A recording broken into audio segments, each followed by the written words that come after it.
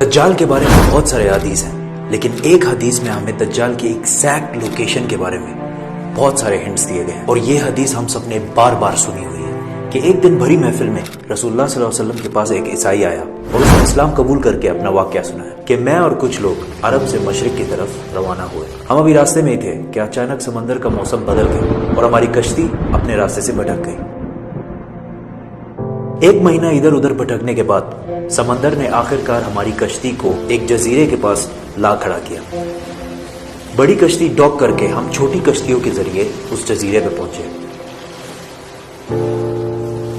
اور وہاں ہماری ملاقات ایک عجیب قسم کے مخلوق سے ہوئی جو بالکل کالا اور جسم پر بہت زیادہ بال تھے اس کے، اور اس نے اپنا نام جساسا بتایا۔ ہم نے اس سے پوچھا تم کیا چیز ہو، کیا مخلوق ہو؟ اس نے بولا مجھے چھوڑو، وہ ادھر ایک مندر ہے، ادھر جاؤ، وہاں ایک شخص تمہارا بہت شدت سے انتظار کر رہا ہے۔ اندر ہم نے ایک شخص کو زنجیر میں بندھا ہوا دیکھا اور اس نے ہم سے 3 سوال پوچھے کہ مجھے بیسان کے درختوں کے بارے میں بتاؤ، کیا اس میں کوئی فروٹ پھل وغیرہ ہیں؟ ہم نے کہا بالکل، وہاں بہت فروٹس پھل وغیرہ ہے۔ اس نے کہا بہت جلد وہاں کچھ بھی نہیں ہوگا۔ پھر اس نے پوچھا مجھے لیک آف تبریہ کے بارے میں بتاؤ، کیا اس میں پانی ہے یا نہیں ہے؟ ہم نے کہا وہاں بہت پانی پڑا ہوا۔ اس نے کہا بہت جلد یہ بھی خشک ہو جائے گا۔ اور پھر اس نے کہا مجھے اس امی پیغمبر کے بارے میں بتاؤ، کیا کیا ہے اس نے ابھی تک؟ ہم نے بتایا کہ وہ مکہ سے نکل کر مدینہ میں آباد ہو چکا ہے۔ اس نے کہا کیا واقعی وہ یثرب مدینہ آ چکا ہے؟ یہ کہتے ہی اس نے کہا کہ اب میں بتاتا ہوں کہ میں کون ہوں، میں ہوں دجال، اور بہت جلد میں اپنی قید سے آزاد ہو جاؤں گا اور تمام علاقوں میں جاؤں گا سوائے مدینہ یعنی یثرب کے۔ رسول اللہ صلی اللہ علیہ وسلم نے تمام لوگوں کو مخاطب کر کے کہا اے لوگو، یہ ہے یثرب مدینہ۔ تمیم الداری جو کہہ رہا ہے مجھے اس میں سچائی نظر آ رہی ہے۔ یاد رکھو دجال شام کے سمندر میں ہے اور نہ یمن کے سمندر میں۔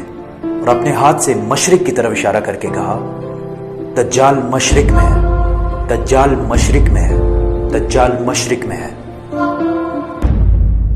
اب سمپل سی بات ہے، ایز وی نو کہ مشرق کی طرف سفر کے بعد ان کی کشتی ایک جزیرے پہ رکی تھی۔ So let's just find out all the islands east of مدینہ۔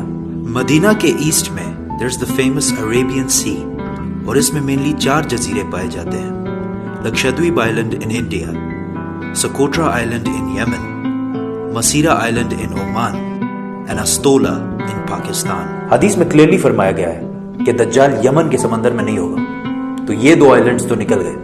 رسول اللہ صلی اللہ علیہ وسلم نے مدینہ میں جو مشرق کی طرف اشارہ کیا تھا، اگر اس سے ہم ایک سیدھی لائن کھینچیں تو وہ بالکل استولا آئلینڈ کے اوپر سے گزرتی ہے۔ اور جب جساسا نے ان کو اس جزیرے پہ ایک ٹیمپل مندر کی طرف بھیجا تھا، تو اس جزیرے پہ ایک مندر ٹیمپل کے کوئی ریمینز تو ہونے چاہیے۔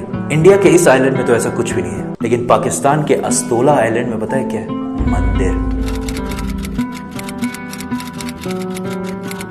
لیکن یہ تو 1450 سال پرانی کہانی ہے، مندر تو ابھی 40-50 سال پہلے بنا ہوگا۔ 2000 سال پرانا مندر، اور مندر بھی کس کا؟ کالی ماتا، ہندوؤں کی سب سے خطرناک اور خوفناک گاڈس، دیوی، جو دکھنے میں بہت خوفناک اور جس کے جسم پر بھی بہت زیادہ بال ہیں۔ کچھ یاد آیا؟ جساسا۔ ان صحابیوں نے جس عجیب سے مخلوق کی بات کی تھی وہ بالکل ہندوؤں کے اس بھگوان سے ملتا جلتا ہے۔ لیکن اگر آج آپ استولا آئلینڈ جائے تو آپ کو دجال نہیں ملے گا۔ وہ آزاد ہوا ہے یا نہیں یہ تو نہیں پتا، لیکن یہ جو جساسا ہے اس کو غور سے دیکھیں۔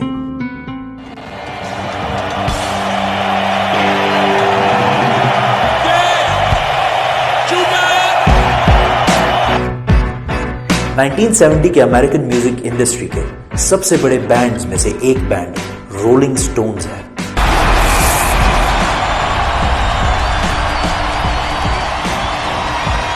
جس نے اپنا یہ لوگو ہندو گاڈس کالی ماتا سے انسپائر ہو کے بنایا، اور یہ لوگو پچھلے صدی کے سب سے مشہور لوگوز میں سے ایک ہے، اور رولنگ سٹونز بینڈ کو one of the greatest of all time مانا جاتا ہے۔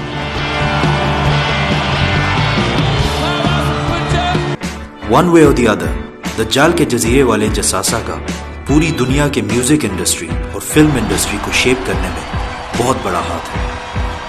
کوئنسیڈنس؟ اور maybe not.